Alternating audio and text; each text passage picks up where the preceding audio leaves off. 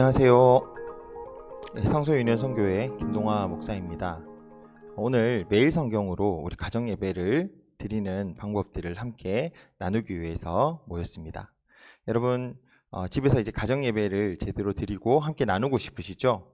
제가 오늘 이 시간을 통해서 여러분들 가정 예배를 잘 나눌 수 있도록 함께 도와드리겠습니다. 이제 행복한 가정 예배를 저는 드리게 하는 게 목표인데요. 이 행복한 가정 예배를 드리게 하기 위해서 몇 가지 우리가 기억해야 될 것이 있습니다. 첫 번째로는요, 가정은 하나님 나라임을 기억하라. 가정은 이 땅에 최초로 실현되는 하나님 나라죠. 우리가 창세기를 보면 하나님께서 아담과 하와를 한 가정으로 만드시며 그 가정을 통하여 이 온 세상을 하나님의 뜻대로 누리고 다스리도록 만들어 주셨죠. 그래서 우리 가정은요, 이 땅에 실현된 가장 작은 하나님 나라라고 할 수 있습니다. 그런데 안타깝게도 지금 많은 가정들이 깨어지고 있죠. 그래서 보통 세상에서 관계가 끊어지는 것보다 가정에서 관계가 끊어지는 것은 더 힘든 일인 것 같아요. 왜냐하면 이 가정이 하나님이 주신 하나님 나라이기 때문에 그렇습니다. 그래서 우리가 지금 가정 예배를 드리면서 한번 몇 가지 생각해 봐야 될 것이 있어요. 우리가 드리는 이 가정 예배의 목표를 무엇인지, 무엇 때문에 가정 예배를 드리는지 다시 한번 생각해 볼 필요가 있다는 것이죠.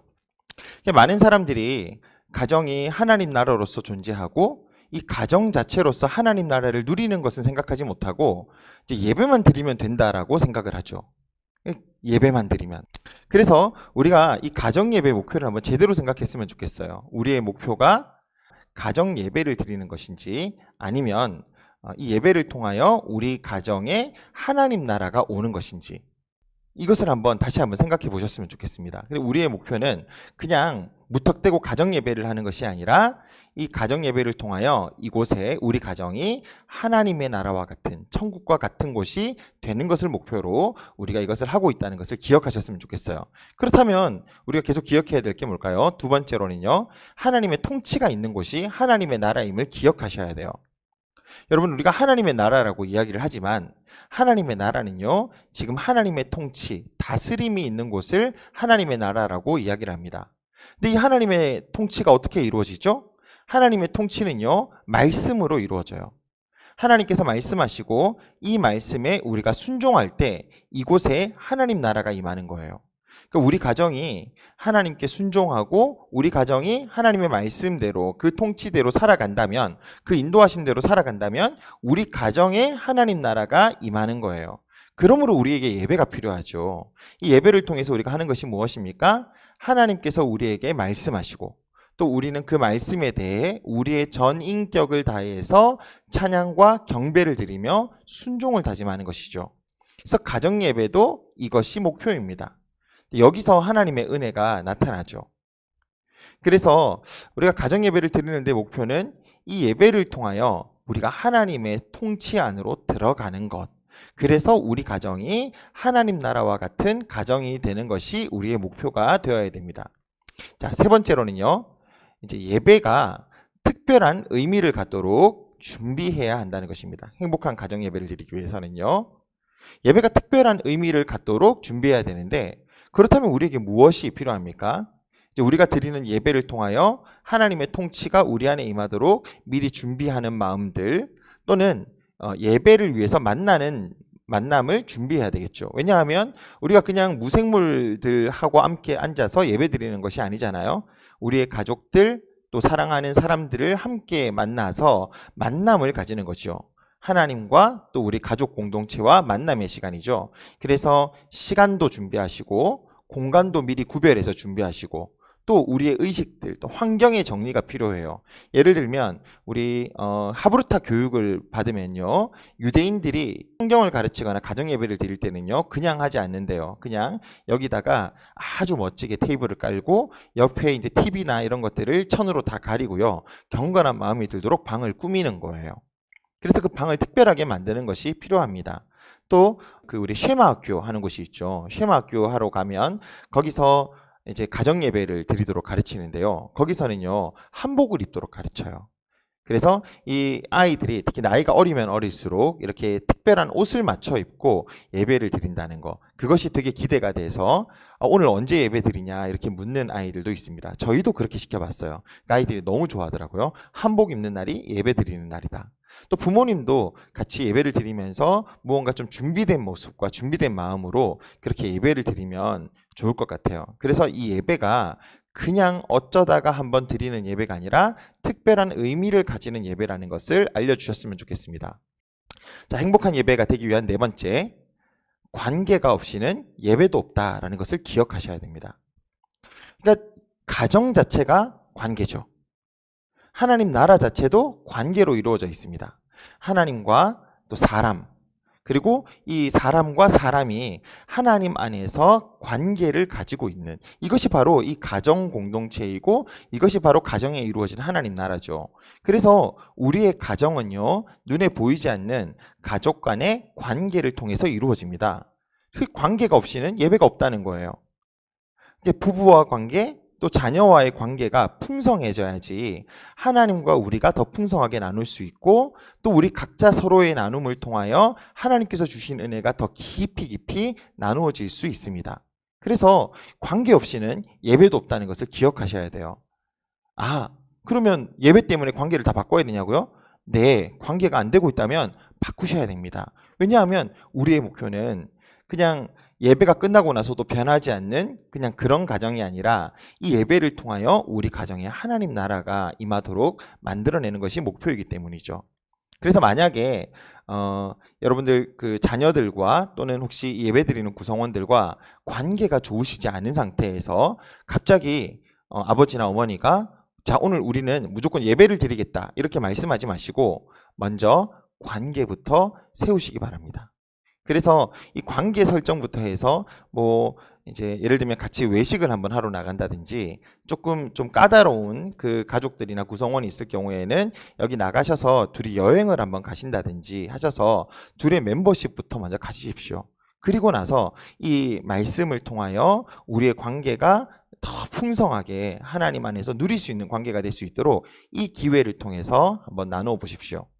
그와 더불어서 행복한 가정 예배를 만들기 위한 다섯 번째가 바로 나눔이 되는 문화를 미리 만들라는 것입니다. 그러니까 관계가 되지 않을 때 우리가 어떻게 되죠? 대화가 되지 않아요. 그래서 어느 날 갑자기 우리가 앉아서 갑자기 예배 드리자, 갑자기 우리가 한번 여기서 대화해보자 이러면 긴장하죠. 혹시 내가 뭔가 잘못했나? 평소에 아무런 관계도 없고 평소에 우리 안에서 나눔이나 대화도 없이 갑자기 예배 드리자고 이야기를 하면요, 싸움이 일어날 거예요. 그래서 평소에 나눔이 될 수 있도록 우리가 함께 관계를 좀 가졌으면 좋겠습니다. 평소에 나눔을 좀 많이 하셨으면 좋겠어요. 네, 여섯 번째입니다. 예배가 일상으로 이어지게 하셔야 됩니다. 보이는 것보다 보이지 않는 것을 더 많이 사람들이 배운다는 것을 기억하셨으면 좋겠어요. 그래서 우리 특히 집에 있는 자녀들이나 우리 사람들은 다 알거든요. 우리가 말씀대로 살려고 하는지 말씀대로 살지 않으려고 하는지 너무 잘 알고 있습니다. 그래서 가정 예배 때가 우리가 제일 하기 힘든 거예요. 왜냐하면 내가 말한 대로 잘 살지 않는 곳이 가정이거든요. 밖에 나가서는 온갖 이야기를 다 할 수 있지만 안에서는 잘 그렇지 않습니다. 그렇기 때문에 예배가 일상으로 이어지려면 우리가 보이는 것보다 보이지 않는 우리의 삶을 신경 쓰셔야 돼요. 그래서 말씀으로 그날 나눈 것들, 또 말씀으로 사는 것들을 가지고 우리가 집에서 살아가려고 하거나 적용하려고 노력하셔야 됩니다. 적용을 하려고 노력하셔야 돼요. 부모님의 행동은 자녀들의 삶과 예배의 모델이 되죠. 그래서 이 예배가 일상이 되고 일상이 예배 같은 삶을 사셔야 됩니다. 그래서 좀 힘들죠. 하지만 하나님께서 그렇게 바꾸어 주실 거예요. 그래서 만약에 이 예배 드리는 모습과 일상이 너무 구별이 된다면 아이들이나 자녀들은요, 우리 예배 시간을 신뢰하지 않을 거예요. 겉으로는 그렇게 행동하지만 예배 시간에만 이렇게 얘기를 하니까요. 그래서 예배가 일상으로 이어지게 해라. 자, 일곱 번째입니다. 용두사미가 되지 않도록 하셔야 됩니다. 그래서 예배를 시작할 때는 뭐 준비하듯이 거창하게 준비하고 거창하게 시작하고 처음에는 간식도 이렇게 만들고 하는데 이게 몇 주 지나고 나면 흐지부지 되는 일들이 굉장히 비일비재하게 일어나죠. 그래서 한번 실패하고 나면 다시 시작하기가 힘듭니다. 그래서 처음부터 무언가 거창하게 시작해서 커다란 이벤트처럼 시작하는 것이 아니라 하나님 앞에서 말씀과 기도와 삶을 나누는 시간을 먼저 서로 진행한다고 생각하고 만나시면 될 것 같아요. 그래서 용두사미가 되지 않도록 하십시오. 이것이 바로 예배의 첫 번째 목표입니다.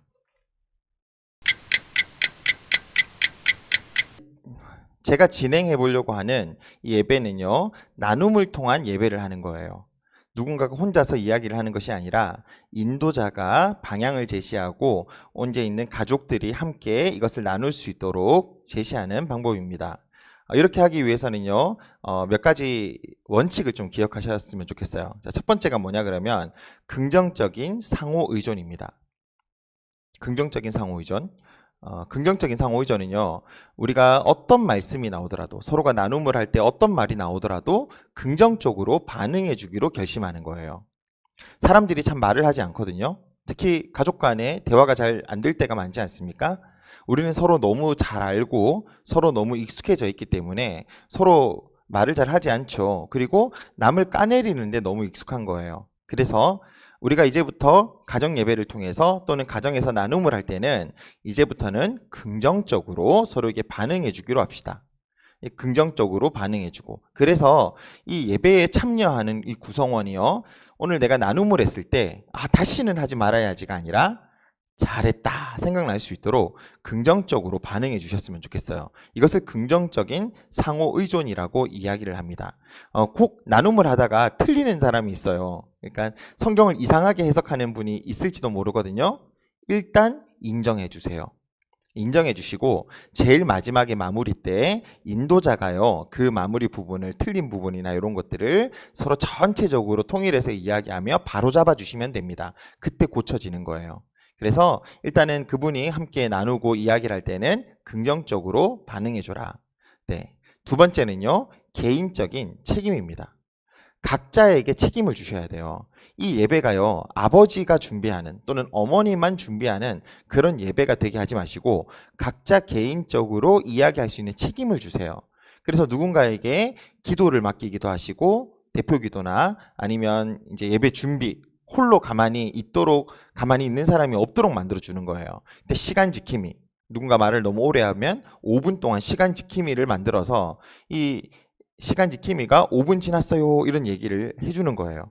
또 성경책 준비하는 역할을 시켜준다든지, 아니면 인도자도 돌아가면서 맡겨보는 거예요. 처음에는 인도자가 이제 누가 맡아서 보여주셔야겠지만, 이 모든 가족들이 내가 이 예배의 구성원이 되어서 내가 반드시 필요한 존재다라고 하시면 좋을 것 같아요. 찬양 인도 같은 것들을 시켜도 좋습니다. 그래서 저는 어렸을 때 제가 어느 날 교회에서 찬양을 하면서 이제 예배 드릴 때마다 찬양을 제가 맡아서 했던 것 같아요. 그러면 열심히 돼 있어요. 그래서 처음부터 가정 예배를 드리기 시작할 때부터 개인적인 책임을 주셔서 이런 일을 같이 맡자고 하시고, 그 다음에 모든 사람들이 이제 나눔에 참여했을 때도 개인적으로 모두가 대답할 수 있도록 개인적인 책임을 다 주시는 게 좋을 것 같습니다. 세 번째는요, 동등한 참여예요. 모두가 함께 동등하게 이야기를 할 수 있도록 하셔야 됩니다. 그래서 인도자가 할 수 있는 말들을 최소한으로 줄여주셔야 돼요.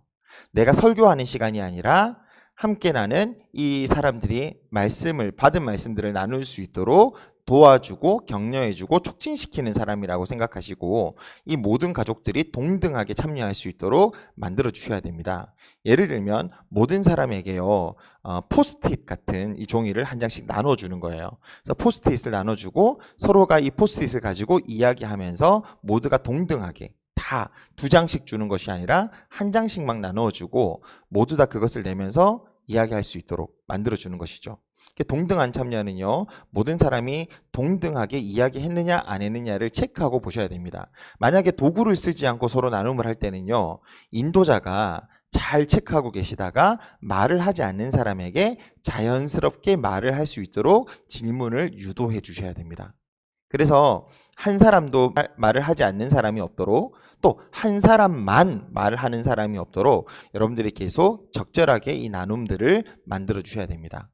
네 번째는요, 동시다발적인 상호작용이 일어나야 됩니다.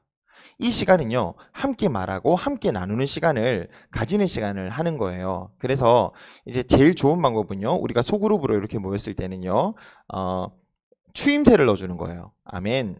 좋다. 아, 이것을요, 한 2명, 3명이 있다면 계속 이 반응을 하게 해주세요. 그리고 한 가족이 전부 다 4명 정도가 된다면 하루가 서로 있었던 일을요, 내 어깨짝, 얼굴짝 해서 나누는 거예요. 그러니까 옆에 있는, 왼쪽에 있는 사람, 오른쪽에 있는 사람, 그리고 얼굴 마주대고 있는 사람끼리 서로 한 번씩 이야기해보기. 이렇게 이야기를 하면 모두가 그냥 노는 사람이 없고 쉬는 사람이 없이 다 참여할 수 있겠죠. 그리고 나서 인도자가 정리하거나 한 사람씩 돌아가면서 발표할 수 있도록 해주는 거예요. 그렇게 되면 이 가족들이 이제 동시에 여러 명이 같이 얘기할 수 있도록 그렇게 돕는 좋은 과정이 될 것입니다. 또 이 예배를 돕기 위해서 간식과 용돈을 준비해 주면요, 더 효과가 있습니다. 예배를 드림으로써 긍정적으로 반응을 해준다는 것을 자꾸 보여주셔야 되고요. 예배가 특별한 의미가 있도록 자꾸만 도와주셔야 됩니다. 아이메시지를 사용하는 훈련들을 하셔야 됩니다. 아이메시지는요, 상대방의 이야기를 들었을 때 그냥 나 혼자서 너 틀렸다, 너 맞다 이렇게 이야기를 하는 것이 아니라 내가 생각하기에는, 나는 나와 같은 경우에는 이라고 이야기를 하면서 이제 내 이야기로 그 사람 이야기에 다가가는 거예요. 이야기를 진행하다가 보면 너무나 이상하거나 또 이상하게 반응될 때가 있는데, 그럴 때 아이메시지를 주십시오. 내가 경험했을 때는, 내가 이렇게 했을 때는 이런 느낌을 가졌어. 내가 이런 상황에 있었을 때는 나는 이랬었어. 미안해요. 또는 감사해요. 이렇게 내가 느낀 것을 가지고 반응을 해주는 거예요. 너 틀렸어. 이렇게 하시면 절대로 안 됩니다. 그러면 가정예배 금방 깨어지고 맙니다. 자, 그러면 이제 구체적으로 우리 매일 성경을 가지고 예배 드리기를 한번 연습해 볼까요? 어떤 순서대로 하는지 한번 살펴봅시다.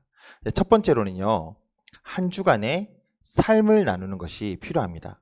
사실 우리 가지고 있는 매일 성경에서는 한 주간의 삶을 나누는 것이 먼저가 아니라 이제 찬양하거나 기도하는 것이 먼저 되어 있거든요. 하지만 한 주간의 삶을 나누는 것이 먼저 필요합니다. 왜냐하면 예배는 뭐라고요? 하나님과 우리와 관계 속에서 함께 이루어지는 것이기 때문에 그렇죠. 그래서 먼저 한 주간의 이제 삶을 나눠보는 거예요. 예를 들면 일주일 동안 우리 가장 즐거웠던 일을 하나씩 이야기해 봅시다. 또는 답답했던 일을 한 번씩 얘기해 봅시다. 이런 것들을요, 그냥 하면 너무 뻘쭘하지 않습니까? 그래서 이 물병을 쥐고 있는 사람이 한번 그런 역할을 해보자고 할 수 있죠. 마이크처럼요. 가장 즐거웠던 일을 한번 해봅시다. 넘기고 또 넘기고 서로 돌아가면 이 물병이 가진 사람마다 이야기할 수 있겠죠. 그래서 뭐 가장 즐거웠던 일, 또는 요즘에 답답했던 일, 일주일 동안 불렀던 가장 자주 불렀던 찬양 같은 것들, 아니면 오늘 하루에 있었던 가장 신났던 것들, 가장 기억나는 3가지, 이런 것들을 한번 나누어 보는 것이죠. 이 삶을 나누고 나면요, 벌써 이 관계 속에서 서먹서먹한 것이 벌써 깨어진 거죠. 여기서 얼마나 많은 대화가 나오느냐에 따라서 이제 예배가 앞으로가 달라질 거예요. 그리고 이제 나서 우리가 서로 이야기를 했으면 찬양하기를 시작하는 것입니다. 또 매일 성경에 보면 순서에 맞춰 가지고 찬양곡이 들어가요. 그런데 꼭 그런 걸 부를 필요 없고요, 미리 준비한 곡을 부를 수도 있고, 또는 우리 가족들이 좋아하던 찬양을 미리 만들어 놓고 부를 수도 있습니다. 또 어떤 가정 같은 경우는 어디서 이제 음원을 찾아 가지고 스마트폰에서 그걸 틀어서 부르는 분들도 있더라고요. 너무 좋습니다. 네, 그래서 다들 또 익숙한 찬양, 또 아는 찬양을 불러주면 좋고, 중간에 누가 기타를 치거나 찬양을 할 수 있는 분이 있다면 찬양 인도를 준비를 시키세요. 그래서 한 2곡에서 한 3곡 정도 이렇게 한번 불러보시고 함께 찬양으로 하면 좋을 것 같습니다. 그 다음에 성경 읽기를 들어가시면 됩니다. 성경 읽기는 보통 그날 정해진 우리 예배의 본문이 있는데, 여러분이 꼭 그날 본문으로 안 하셔도 되고, 매일 성경에 나오는 가정예배 본문, 또는 이 일주일 동안, 또는 가장 내가 함께 나누고 싶었던 그 말씀이 있는 본문을 골라서 서로 나누셔도 돼요.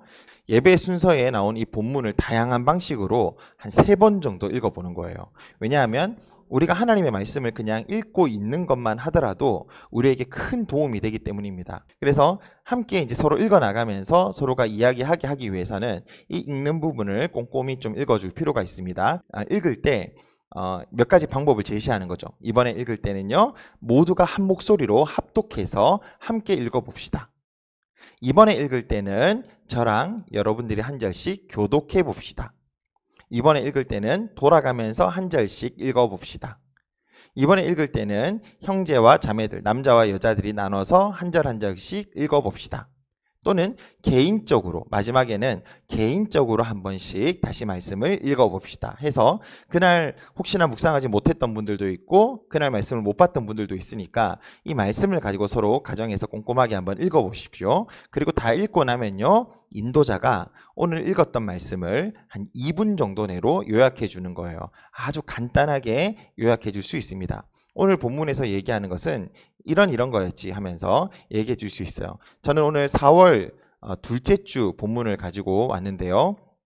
출애굽기 12장 1절에서 20절 말씀이 오늘 예배를 드리도록 그렇게 되어 있습니다. 그래서 말씀을 읽고 났을 때 오늘 하나님께서 6월절 희생 제물로 정하신 것이 이런 것이야, 이런 것이야, 이런 것이야 라고 이야기를 해주고, 그래서 하나님이 애굽 땅에 내리신 재앙을 피하는 방법이 뭐냐, 우리가 6월절 어린 양의 그 피를 믿고 그것을 바를 때 우리 살아갈 수 있다는 것을 보여주셨다. 자, 이런 식으로 아주 간단하게 오늘 내용을 설명해 주시는 거예요. 내용을 설명해 주시고 나면 이제 서로에게 이제 질문 나누기를 합니다. 그 질문 나누기는 우리 매일성경 홈페이지 또는 여기 우리 교재에 보면 질문이 있습니다. 예를 들어 오늘 제가 가지고 있는 매일성경의 질문은요, 두 가지인데요. 하나님께서 6월절 희생 제물로 정하는 것이 무엇입니까? 5절에 나오는 말씀이거든요. 그걸 가지고 서로 같이 이제 던지면서 나눠보는 거예요. 하나님께서 6월절 희생 제물로 정하신 것이 무엇입니까? 네, 침묵을 두려워하지 마시고 이제 이걸 질문을 했으면 이제 이렇게 해보는 거죠. 둘씩 짝을 지어서 서로 얘기해 보는 거예요. 둘씩. 또 이렇게 얘기하고 나면 서로 반대로 바꿔가지고 얘기해 보는 것입니다. 가족 구성원이 짝수로 있을 때는 인도자도 포함해서 들어가시면 되고, 홀수로 있을 때는요, 인도자가 빠지시면 돼요. 그래서 서로 이야기하고 또 반대로 이야기를 해서 이제 그때 돌아가면서 그 질문에 대해서 서로 한 명씩 돌아가면서 이야기해보게 하면 얘기를 잘 할 수 있습니다. 자, 13절 봅시다. 하나님께서 애굽 땅에 내리신 재앙을 피하는 방법이 뭘까요? 13절. 네, 은찬 형제 어떻게 생각해요? 이 아까 잡은 이 흠없는 1년 된 어린 양의 피를 네. 통해서 피할 수가 있습니다. 맞아요. 그래서 애굽 땅을 칠 때 그 피가 너희의 사는 집에 있어서 너희를 위해서 표적이 될 것이라고 얘기했으니까, 저는 이제 거기서 조금만 덧붙여서 이야기를 한다면 이것이 과연 어린 양이 아니라 다른 것이라면 어땠을까?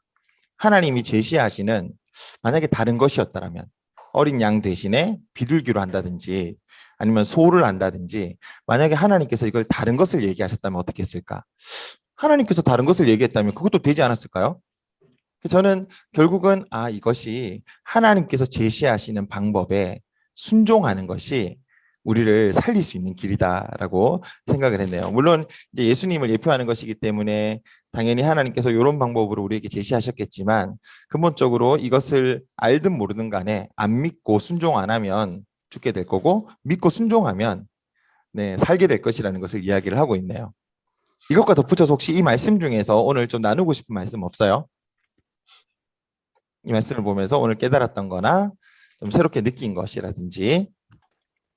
13절을 더 계속 네. 집중하면은 하나님께서 우리가 보통 하나님이 사랑의 하나님이라고만 굉장히 많이 강조를 하는 분위기가 있는데, 그와 동시에 이 하나님의 백성을 괴롭혔던 애굽을 또 반드시 치신다는 것이 하나님께서는 자기 백성을 이렇게 괴롭히는 자들을 정말 무섭게 치시는구나. 하나님은 이러한 죄 앞에서 정말 무서운 분이시구나라는 것도 좀 우리가 헤아려 봐야 할 것 같아요. 그래서 우리가 늘 하나님은 너무 사랑이 많으시니까 나를 항상 용서해 주실 거야라는 안일한 마음보다도 네. 우리가 죄를 지으면 이 사람들처럼 심판받을 수 있어라는 긴장을 가지고 두려워하는 마음도 함께 가지고 있는 게 필요할 것 같아요.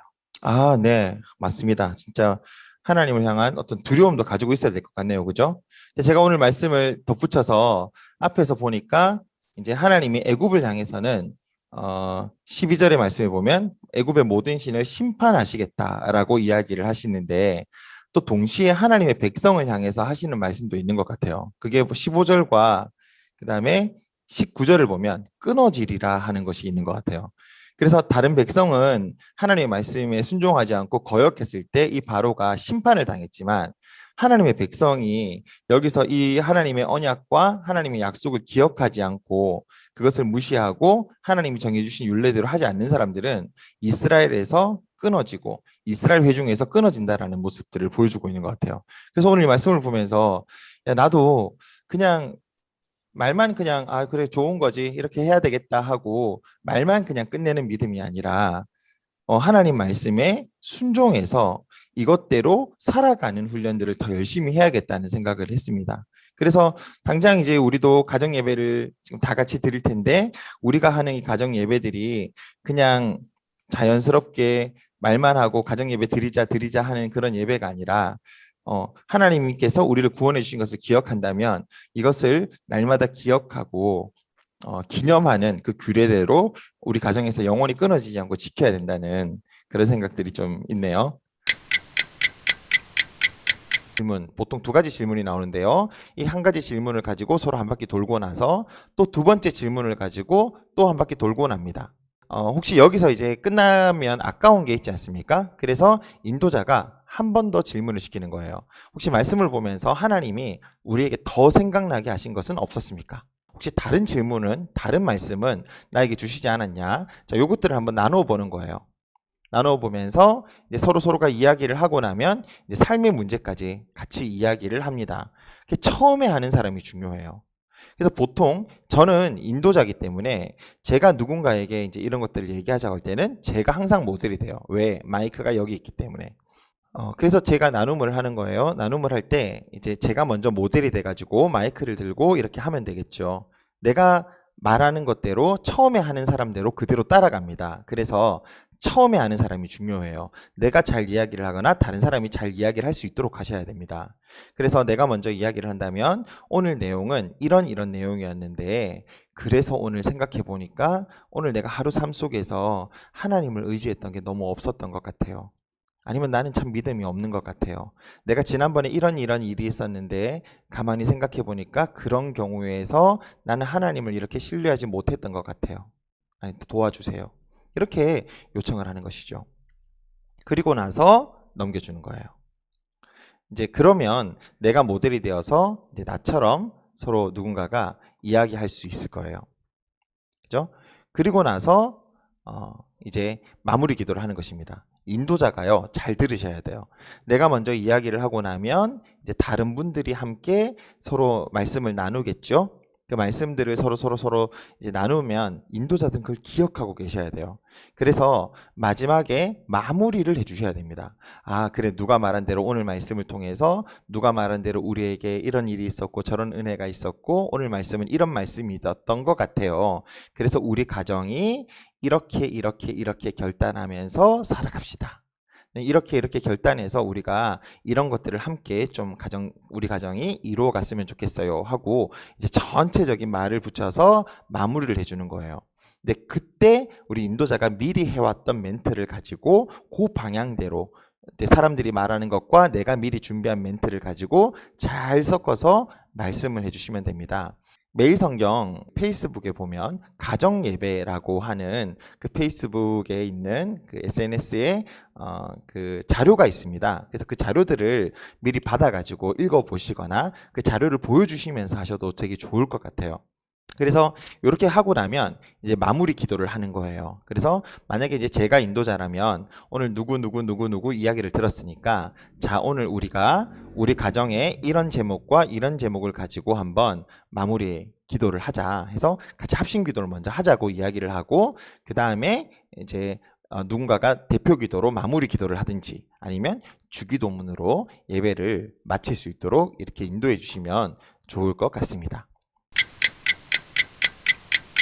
네, 이제는 큐티 나눔 카드를 활용한 예배를 함께 소개시켜 드리려고 합니다. 우리가 어떤 도구를 사용해서 예배를 드릴 때 훨씬 더 나눔이 풍성하게 될 수 있어요. 큐티 나눔 카드는 기본적으로 이렇게 7단계로 이루어져 있습니다. 이 7단계를 통해서 우리가 함께 말씀을 풀어갈 수 있도록, 나눌 수 있도록 이렇게 만들어져 있어요. 특히 앞에 있는 요 1번이랑 그 다음에 요 마지막인 마무리하기, 요 두 개는요 우리 조 모임을 위해서 적혀 있는 거고요. 각각 오늘 말씀을 다시 읽고 정리할 수 있도록 해주세요. 기도 제목을 나눠주세요 하는 것으로 마무리하는 기도로 적혀 있습니다. 그래서 이제 처음에 시작하고 나눔할 때 사용하시면 되고요. 이 카드를 가지고 하나씩 질문을 가지고 서로 이야기를 시작하는 거예요. 예를 들면 처음 시작할 때 우리 아이스 브레이크, 대화하기부터 시작한다면 먼저 시작하기 카드에 이런 질문들이 다 들어 있습니다. 일주일 동안 가장 많이 생각한 것을 나눠주세요. 이걸 들고 있는 사람이 먼저 이야기를 하는 거죠. 그래서 저는 일주일 동안 어떻게 하면 이 하나님 말씀대로 가정 예배를 잘 인도할 수 있을까? 이 말씀을 듣고 이것을 잘 인도할 수 있는 방법을 생각했습니다. 그래서 요즘에 좀 많이 바빴네요 하고 그 다음 사람에게 넘겨주시면 되는 거예요. 자, 요 카드 중에서 네. 자, 1, 2, 3, 4, 5, 6. 자, 몇 번 하실래요? 저는 3번을 뽑겠습니다. 네, 3번은 오늘 큐티 나눔을 위해서 기도해 주세요이기 때문에 일단은 제껴놓고 다시 하나 더 뽑아주세요. 당첨. 저는 그러면 1번을 고르겠습니다. 1번, 일주일 동안 감사했던 것 세 가지를 나눠주세요. 네, 일주일 동안 감사했던 것 세 가지. 혹시 네. 지금 한번 천천히 생각할 기회를 드릴 테니까 한번 네. 천천히 한번 생각해 보세요. 네. 네. 저는 오늘 제가 뽑은 것은 일주일 동안 있었던 특별한 일을 나눠주세요라고 했거든요. 네. 그래서 저는 일주일 동안 어떤 특별한 일이 있었을까요? 네.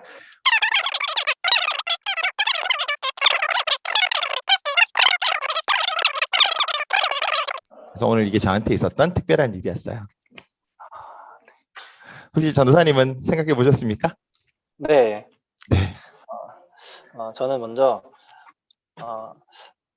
이렇게 신학대학원을 다니면서 네. 사역을 병행하는 게 사실 체력적으로 좀 지치는 것도 있는데 네. 하나님께서 그 안에서 매번 즐거움과 기쁨을 주셔서 이 일들을 그래도 감당할 수 있는 게 너무 감사하더라고요. 이게 매주 생각하는 하나의 감사 제목이고 또 저희 지금은 제가 학기 중이라 이렇게 학교에 올라와 있는데 막상 집으로 돌아가면 저희 부모님께서 저를 너무 잘 반겨주시고 어떻게든 맛있는 밥을 해주시려고 하는 이런 넘치는 사랑을 받고 있음에 너무너무 감사하고요.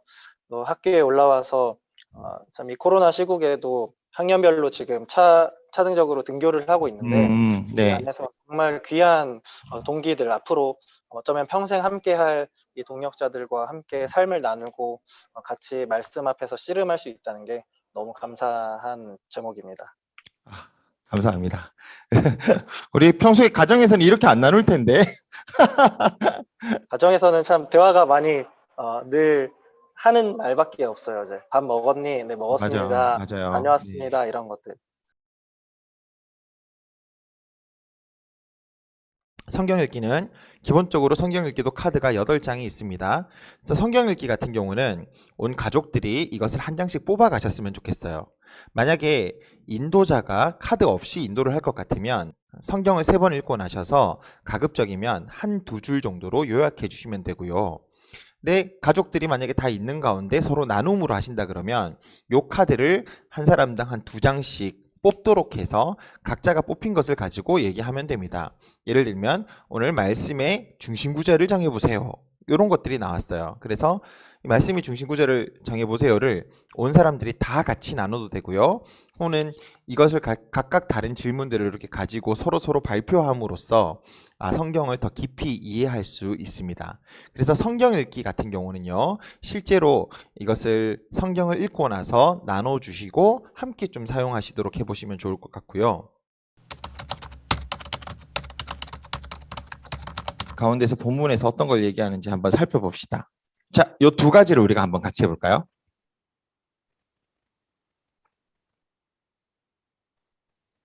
말씀의 중심 구절을 정하는 거, 또 말씀의 핵심 단어를 골라보는 거. 한번 찾아봅시다. 말씀에 내가 생각하는 거예요. 내가 생각하는 말씀의 중심 구절인 어떤 게 있을까? 또 말씀의 핵심 단어는 무엇으로 할 수 있을까요? 자, 혹시 보셨습니까? 내가 생각하는 말씀의 중심 구절은 뭘까요? 저부터 할게요. 제가 먼저 이제 이걸 가지고 있으니까 이 마이크 든 사람이 이렇게 하는 거예요. 네, 마이크 든 저는 말씀의 중심 구절을 정해보세요라는 이 질문에 대해서 제가 생각한 말씀의 중심 구절은 저는 13절 말씀으로 정했어요.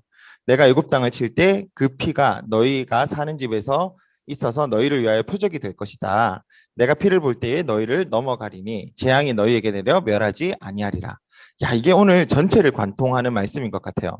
하나님께서 왜 양을 잡아가지고 거기다가 먹는 집에다가 위에 쳐놓고 이렇게 들어가게 했을까? 왜 이런 규정을 주셨을까? 했을 때 결국은 이 하나님께서 이 약속으로 하신 어린 양의 그 피가 우리를 위해서 표적이 되기 때문에 하나님께서 그 피를 보면 넘어가시리라고 약속을 하시는 거죠. 그래서 피는 하나님 말씀에 어떻게 보면 순종했다는 증거가 되지 않을까?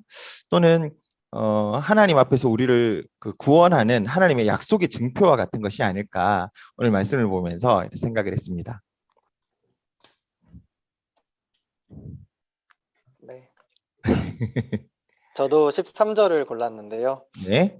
네. 애굽 사람들로부터 이스라엘 백성들을 하나님께서 구원하시기 위해서 이제 9가지 심판을 하시다가 이제 네. 마지막 10번째 심판을 하시는데 그 심판의 목적이 하나님께서 단순히 애굽 사람들을 치기 위해서라기보다 음, 이렇게 이스라엘 사람들을 이 재앙에서 멸하지 않기 위해 구원하시기 위해서 하나님이 이 재앙을 애굽에 허락하셨다라는 게 느껴져서 하나님의 이 음, 애굽을 향한 심판과 네. 이스라엘을 위한 사랑을 동시에 느낄 수 있는 구절인 것 같습니다. 아, 너무 좋은 말씀이에요.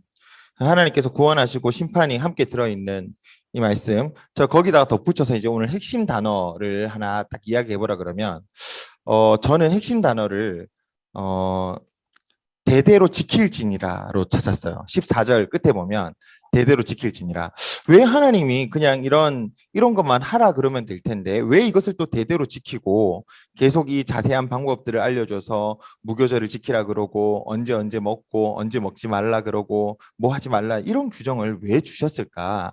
아, 하나님께 있어서는 지금 이 백성들이 이제 요런 어린 양의 잔치를 통해서 어린 양의 피를 통해서 여기서 구원받는 것도 중요하겠지만 이것은 하나님의 입장에서는 사실 뭐 크지 않았던 것 같아요. 별로 크지 않고 하나님의 입장에서는 이 사람들이 이것을 이 구원을 받아서 앞으로 하나님을 의존하고 의지하는 삶을 사는 게 더 중요하다고 생각하지 않았을까. 그래서 이 규례를 대대로 지키라는 말씀들을 하나님께서 하셨던 것 같아요. 제가 이 말씀을 보면서 오늘 우리가 가정 예배를 드리는 것도 이런 목표가 아닐까 한번 생각해 봅니다.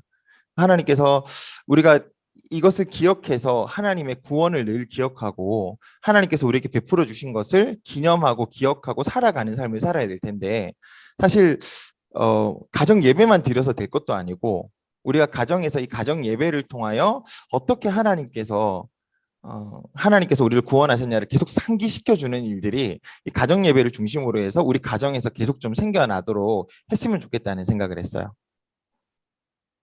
이렇게 말씀하면 자연스럽게 치고 들어오시면 돼요. 네. 네. 네, 저는 핵심 단어를 6월절로 뽑았습니다. 음, 어쨌든 하나님께서 이스라엘 백성들을 구원하시기 위한 마지막 심판, 마지막 재앙을 이스라엘이 넘어가기 위해서 이 네. 하나님께서 정해주신 규례인 6월절을 지키기 시작했는데 음, 아까 말씀하신 것처럼 이 6월절을 영원히 규례대로 지키라고 하셨으니까 이것을 네. 지킴으로써 이스라엘 백성들이 나는 하나님께 구원받은 하나님께 심판받지 않은 하나님의 백성이구나라는 것을 자신의 신분을 항상 기억할 수 있는 그러한 핵심 단어인 것 같아서 6월절을 뽑았습니다. 너무 잘하셨습니다. 다음에 하나님은 어떤 분이신가, 내게 주시는 교훈은 무엇인가, 그 다음에 적용하기 카드가 있습니다. 하나님은 어떤 분이신가는 이제 이 말씀 속에서 하나님을 먼저 찾기 위해서 우리가 찾는 것이고요. 이것이 우리 매일 성경의 두 가지 축이죠. 하나님은 어떤 분이신가, 내게 주시는 교훈은 어떤 것인가.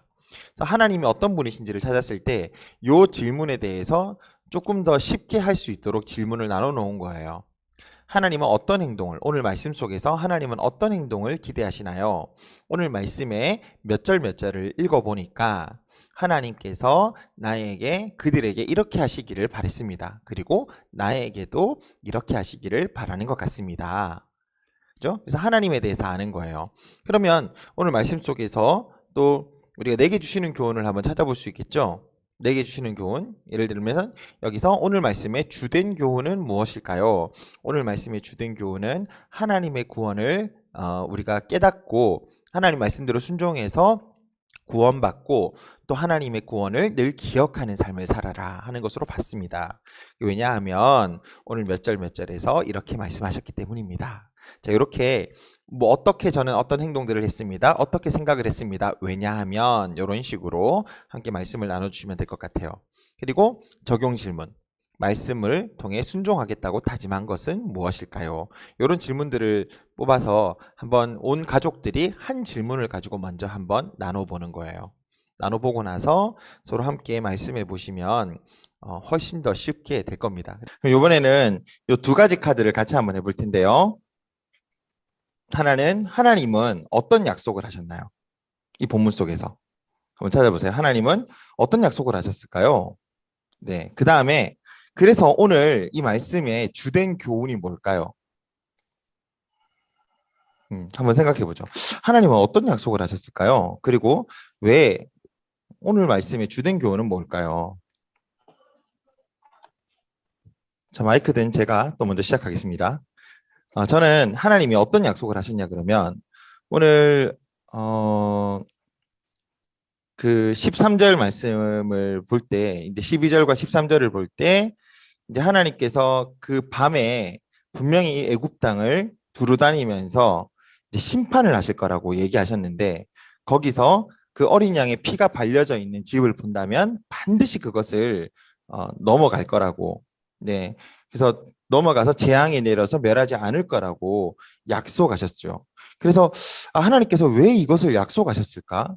왜 이것을 약속하시고 또 14절을 이어서 보면 너희는 이 날을 기념하여 여호와의 절기를 삼아서 영원한 규례로 대대로 지킬지어다 이렇게 이야기를 했단 말이에요. 왜 이렇게 이야기를 했을까?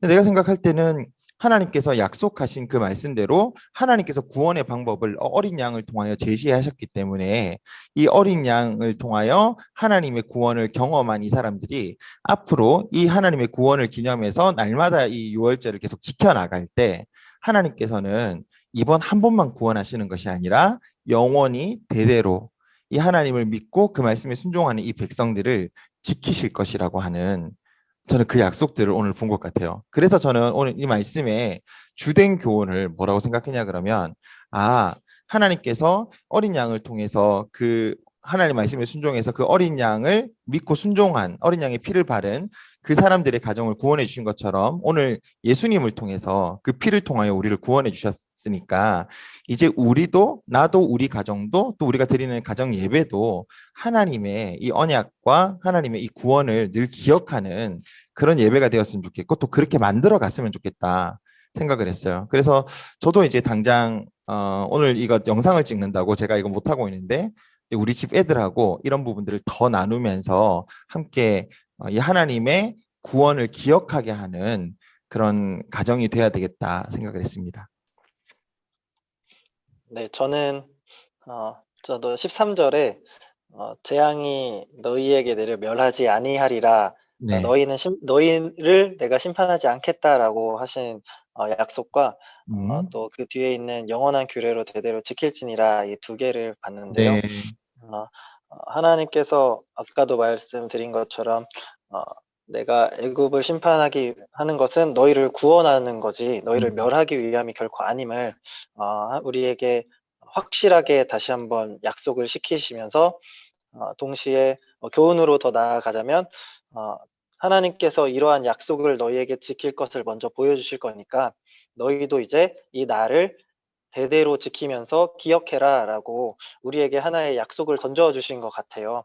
아, 그래서 오늘날 이게 구약에서 이 어린 양의 피가 우리를 지켜준 하나님의 이 약속의 대표 상징이었다면 이제 오늘날은 그 피가 예수님의 피로 우리에게 왔잖아요.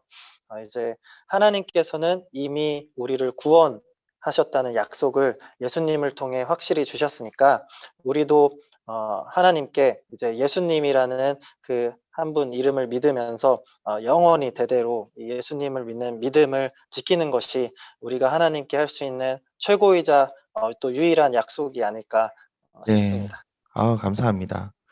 제가 오늘 이것을 보며 우리 말씀을 보며 순종하겠다고 다짐한 것이 뭘까요? 제가 좀 생각을 해봤거든요. 그래서 이 말씀을 보면서 내가 결단해야 되겠다 생각을 했던 게 이것을 내가 만나는 사람들 또는 내가 교육하고 있는 우리 사람들 또 우리 아이들 우리 가정에서 이 하나님의 구원을 대대로 기억하는 삶을 좀 살게 해서 하나님의 은혜를 그냥 한 번만 누리고 그냥 끊어지는 것이 아니라 계속 누려나갈 수 있는 삶을 좀 살았으면 좋겠다 생각을 했어요. 그래서 이것을 위해서 사실 저는 요즘에 그 여러 가지 일들을 좀 벌리고 있거든요. 저는 우리 집에 가서 우리 애들하고 같이 가정 예배를 통해서 하나님을 기억하게 하는 온 가정이 하나님을 같이 기억하고 기념하게 하면서 이것이 우리 가정에게 끊어지지 않도록 계속 가정 예배를 드려야겠다는 생각을 했습니다. 혹시 결단하거나 생각한 것들 있나요? 저 같은 경우는 음, 이제 하나님께서 우리에게 이러한 다른 것보다도 우리 목숨을 살려주셨다는 그러한 약속을 우리에게 확증시켜 주셨는데 네, 이거를 지금 저희 집을 이제 얘기하면 저희 형은 하나님을 믿지 않는 상황이에요. 네, 이러한 귀한 약속을 나만 가지고 나만 누리는 것이 아니라 이것을 하나님의 심판을 또 형이 받으면 안 되니까 하나님의 구원을 형이 음, 받고 같이 이 기쁨을 누릴 수 있도록 우리 가정 안에서 형에게 복음을 전할 수 있는 이런 가정 예배를 더 열심히 해야겠다라는 생각을 하게 됐습니다. 감사합니다. 정말 그 하나님께서 우리에게 구원을 주시고 또 하나님께서 이런 것들을 기억하게 하셔서 날마다 이 구원을 경험하고 살아가는 삶을 우리에게 좀 허락해 주셨는데 우리가 오늘 우리에게 주신 말씀대로 같이 이 말씀들을 또 말씀대로 잘 순종하고 또 그 말씀들을 기억하면서 하나님의 구원하심을 우리뿐만 아니라 우리 가족들 또 형까지 잘 믿고 누릴 수 있는 우리들이 됐으면 좋겠어요. 그래서 이런 걸 가지고 이제 기도 제목을 하는 거죠. 여러분 이 도구를 사용해서 하시는 방법들을 많이 생각해 보셨으면 좋겠습니다. 그래서 핵심은 혼자서 하지 마세요. 혼자서 이 대화하려고 하지 마시고 가능하면 이 우리 가족 구성원들이 다 같이 참여하고 대화를 하게 만들어서 이 질문에 대해서 모두가 돌아가면서 대화를 하시는 것이 가장 좋은 방법인 것 같습니다. 그래서 이 매일 성경에 나오는 이 구절의 도움을 받으셔서 여러분들 날마다 집에서 말씀이 끊어지지 않는 삶이 되었으면 좋겠습니다. 여러분들의 활기찬 행복한 가정 예배를 응원하겠습니다. 감사합니다.